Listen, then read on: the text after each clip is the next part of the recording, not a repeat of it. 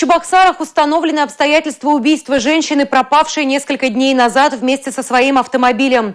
Следственные органы Следственного комитета Российской Федерации по Чувашской Республике возбудили уголовное дело.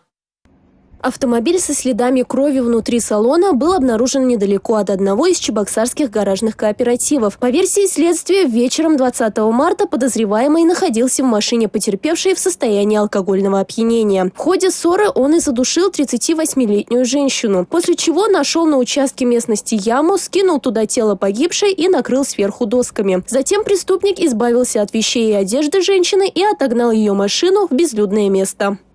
Тело погибшей удалось обнаружить 23 марта этого года в яме недалеко от места совершения преступления.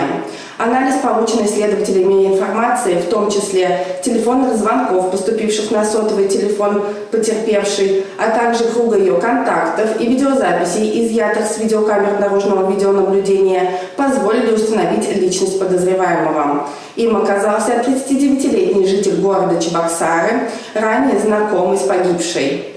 Злоумышленник задержан. По ходатайству следователя судом в отношении него избрана мера пресечения в виде заключения под стражу.